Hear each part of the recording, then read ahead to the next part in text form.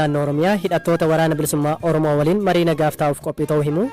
Kanaafuu qaamoleen hidhannoodhaan qabsaan naannoo keenya keessa kallattii adda addaatiin socho'an hundumtuu araaraaf mariif marabbaadhaan dubbii qabnu hunda akka xumuran irra deddeebi'ee waamicha koo dhiyeessuun barbaada. Gidduugalli kunuunsaa manguddootaaf Finfinneetti birrii miiliyoona 600 oliin ijaarame tajaajila kennuu jalqabu irrattis odeessa qabna. Du'aatiin Liibiyaatti mudates gara 10,000tti siquu odeessa biraa. Lolaan Liibiyaa keessatti hidhi bishaanii 2 cabee mudateen lakkoofsi namoota balaa lolaan du'anii 18,000 hanga 20,000 ta'uu mala jechuun kantiibaan magaalaa Deernaa tilmaamaniiru. Hanga ammaatti reeffi namoota 5,000 olii argamuun isaa himamus namootni 10,000 ol ta'an achi buuteen isaanii hin argamne. Reeffi namoota bubbee cimaan gara bakkeewwan adda addaatti akka darbatamuun oollee fi reeffi namoota 2,000 ol ta'anii galaana keessa akka jiraatus dhaabbata Addeessa Diimaa ibseera. Akka xiinxalli dhaabbata biyyoota gamtoomanii mul'isutti magaalaa Deernaa keessatti gamoowwan 2,200 ol ta'an balaa lolaa kanaaf saaxilamaniiru. Hidhaan lamaan kun laga Waadii Deernaa magaalattii keessa darbu gubbaatti kan ijaaramanidha. Lagi magaalattii keessa darbu yeroo hedduu kan gogu ta'us yommuu roobi cimaan roobu garuu humna hidhaa kanaa ol ni ta'a. Hidhaan kun lamaan bishaan toonii miiliyoona 1.5 kana jechuun gara liitira biliyoona 4 ol ta'uu qabee kan ture yoo ta'u hidhichi jiguun isaa bishaan hamma kana magaalaa gara gadi jirtutti gadhiiseera. Namoonni ijaan argan akka jedhanitti bishaan lolaa kun bakka tokko tokkotti hanga meetira 3tti ol ka'ee didichaa ture. Dhaabbati biyyoota gamtoomanii Liibiyaa gargaaruuf doolaara miiliyoona 71.4 walitti qabuuf waamicha dhiyeesseera. Bulchaan Deernaas marsaa lammataaf du'i dhibee adda addaarraa akka hin dhufneef reeffa namootaa sassaabuu irratti gartuuleen ogummaa qaban akka gargaarsa taasisaniif waamicha dhiyeessaniiru. Adeemsi nyaata qorichaa fi gargaarsa ijoo adda addaa kennuu baha Liibiyaa keessatti eegalamuu isaa Koomiteen Fannoo Diimaa Idil Addunyaas ibseera. Dhaabbati Fayyaa Addunyaas gama isaan naannolee balaa kana Liibiyaa keessatti miidhaman gargaaruuf doolaara miiliyoona 2 akka kennu ibsa. Dhimmoota hawaasummaa godina kibbaa Tigraay obbo Saamsom Tafarii fulbaana 12 rasaasaan ajjeefamuu BBC'n waajjira godinicharraa mirkaneeffate. Qondaalli mootummaa kun kan ajjeefaman erga pirezidaantiin bulchiinsa yeroo naannichaa obbo Geetaachoo Raddaa naannichatti rakkoon nageenyaa cimaan jiraachuu dubbatanii guyyoota muraasaan boodadha. Galaanaa Balaayi. Obbo Saamson Tafarii naannoo Tigraay keessatti itti gaafatamummaa mootummaa fi paartii keessatti sadarkaalee hooggansaa garaagaraa irratti tajaajilaa turaniiru. Waggoota 3f kantiibaa magaalaa Maacoo ta'uun tajaajilaa akka turan obbo Saamson tibban immoo hoogganaa dhimmoota hawaasummaa godinichaa ta'uun tajaajilaniiru. Qondaalli kun guyyaa bara haaraa galgala namoota biroo waliin ta'uun bakka bashannanaa utuu jiranii erga gara alaatti waamamanii booda ajjeechaan irratti raawwatamuu miidiyaaleen naannichaa gabaasaniiru. Hanga yoonaatti namni ajjeechaa kanaan shakkamee to'atame hin jiru. Haa ta'u malee waajjirri poolisii godina Tigraay kibbaa qorannoo eegalee akka jiru himeera. Reeffi obbo Saamson qorannoodhaaf gara hospitaala Aayidar magaalaa Maqaleetti argamuu erga geeffame booda kaleessa waaree booda gara Maacootti deebi'uu godinichi beeksiseera. Obbo Saamson nama gaa'ela dhaabbatanii fi abbaa ijoollee 4 ta'uu seenaan isaanii ni mul'isa. Pirezidaantiin bulchiinsa yeroo naannoo Tigraay obbo Geetaachoo Raddaa torban darbe keessa ibsa kennaniin naannicha keessatti seer maleessummaan babal'achuu fi manneen hidhaa dhuunfaa bulchiinsi isaanii hin beekne jiraachuu kaasuun ni yaadatama. Rakkoon nageenyaa amma naannicha keessa jiruuf sababni dadhabina siyaasaa ta'uu ka dubbatan obbo Geetaachoon qaamoleen ijaaramanii bulchiinsi yeroo kun akka dadhabuuf hojjetaa jiran jiraachuu ibsuun himatanii ture. Naannoo Tigraay keessa rakkoon nageenyaa cimaa adeemuunsaa irra deddeebiin dhaga'amaa kan jiru yeroo ta'u guyyoota muraasa duras godina kaaba lixa Tigraay aanaa Tsimbilaa jedhamutti qonnaan bulaan umurii waggaa 35 humnoota nageenyaatiin reebamee ajjeefamuu maatiin BBC'tti himanii turani. Finfinnee kutaa bulchiinsa Lammii Kuraatti gidduugallee kunuunsa manguddootaa birrii miiliyoona 600 oliin hojjetame tajaajila kennuu jalqabe. Pirees Sekireetarii magaalaa Finfinnee obbo Asfaa Hukumaa gidduugalichi manguddoota kunuunsa barbaadan 730 ol qabachuu danda'a jechuun BBC'tti himaniiru. Manguddoonni umuriin isaanii gurguddoo ta'ee nama isaan deeggaru nama isaan jiraachisu waan ittiin jiraatan dhabaniiti rakkatan iddootti kufan dhaban sassaabamanii mana keessatti jiraatanidha. Egaa har'as giddugalli ijaarame kun yoo xiqqaate gara nama 730 kan ta'udha kan inni qabachuutii danda'u. Kanaafis jidduu sanatti qaamonni isaan deeggaruu danda'an faarmaasiin ni jira, buufanni fayyaa achuma keessatti ni jira. Ogummaa isaaniitiinis warri danda'an ogummaa isaanii hojjechaa achuma keessatti akka jiraataniif bakki ciisichaa hundumtuu kan guutameefidha kan har'a ijaaramee hojii eegalchiifame jechuudha. Qaama kamtu ijaare? Kaampaanii kam ture? Kaampaanii Sanshaayiniidha kan ijaare. Egaa abbootiin qabeenyaa akkuma Naddala siif kaasuudhaaf jedhe hojiiwwan garaagaraa tola ooltummaa garaagaraa irrattidha kan isaan hirmaatanii.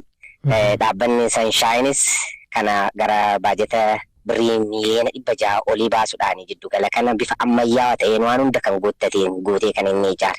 Baasii kan ofumaa haguuge jechuudha? Ofumaaf haguugeeti kan inni hojjete. Namoonni amma keessa galan baramanii jiru moo gidduu magaalaa sanatu eebbifame? Namoonni hedduun galaniiti kan isaan jiranii achuma keessatti mana nyaataa ni qaba. Mana nyaatatti bilcheeffatan ni qaba. Ammas namoonni hedduun galaniiti kan jiranii egaa amma 730 qabachuu danda'utti achumatti kan guutaman ta'a. Nyaata isaanii eenyutu hojjetaa fi eenyutu dhiyeessaa fi baajata isaa eenyutu cufa kana booda? Jiddugalli kun iddoo galii mataa isaatiin danda'uuf jedhee hojjetames jira. Jiddugala kana keessatti gamoon ijaarame tokko jira. Gamoon ijaarame kun achitti suuqiiwwan garaagaraatiif kan qophaa'anidha. Kanneen kireessuudhaan akka galiidhaanis of danda'atii deemuudhaafi warra kana hojjetaniifis achi keessatti qacaramanii gama fayyaatiin, gama nyaatatiin, gama hundumaanuyyuu akka tajaajila kennaniifi kan qophaa'e.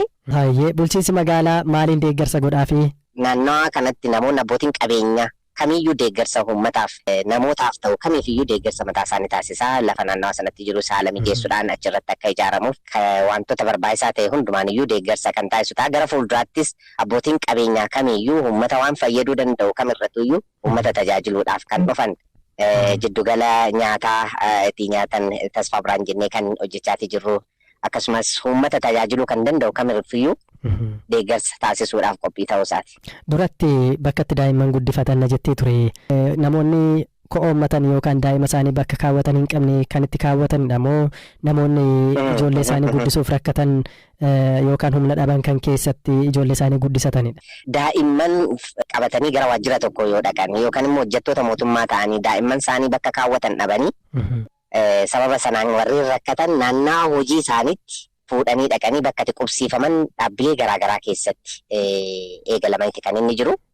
Kanaan alatti warri harka qalleeyyii ta'anii daandiirratti hojiiwwan garaagaraa hojjetanillee iddoo kaawwatan kan dhaban nama isaaniif daa'ima isaanii to'atu nama isaaniif eegu yoo dhaban daa'ima isaanii achi kaawwatanii kan uummataan wal ta'anii akkasumas deeggarsa dhaabbilee garaagaraatiinis ta'e achitti daa'imman isaanii kunuunfatan hedduun eegalamaniiti kan jiran kan jedhu.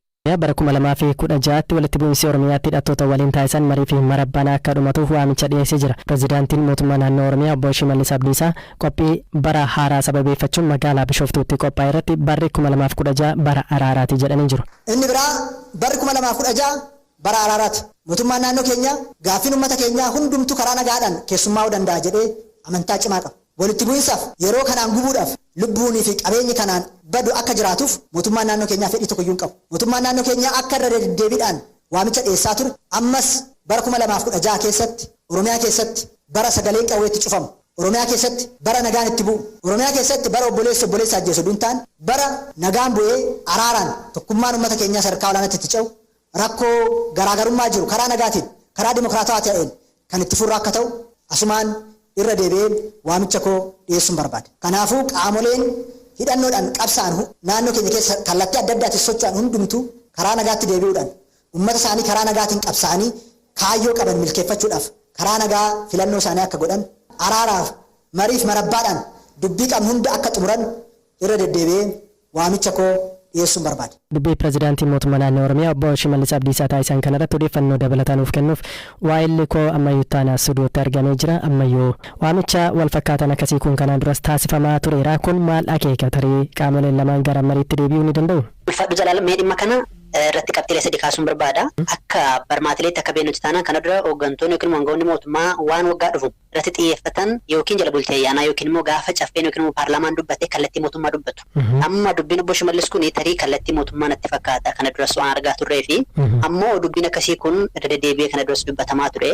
Tarii wanni haaraa gochuu danda'u akka hubannoo kiyyaatti erga waggaa darbee hidhattoota WBO wajjin marii eegalanii booda dubbachuu isaaniiti. Garuu amma dubbiin isaanii sun mariitti akeeka marsaan lammataa taasifama jedhamee ture hin taasifamne marsaan lammataa taasifamuuf deemaa jedhu ifaa miti. Garuu dhiibbaan akka irra jiru hin beenna. Maaliif mootummaan kun waggaa lama dura filannoo yeroo taasisee uummata badhaadhinatti hin geessedhe filadhaa jedhee duule qofaasaa dorgome paartiilee mormituu Oromiyaa keessa dorgoman hin turre akka seeraattis akka imaanaattis akka heera biyyattiittis immoo rakkoo nageenyaa furamuu karaa siyaasaan furuudhaaf yookiin immoo karaa biraallee furuudhaaf dirqama qaba itti gaafatamallee qaba. Tarii dubbiin isaanii kun rakkoo hawaasni keessa jiru hubatanii yoo akka furamuuf ejjennoo yoo qabate jiraate tarii marsaa lammataa arguu dandeenya. Kanaan achi immoo akka kana duraa irra deddeebiidhaan dubbatamee yoo jira ooluudhaa baate uummata mufachiisuu natti fakkaata.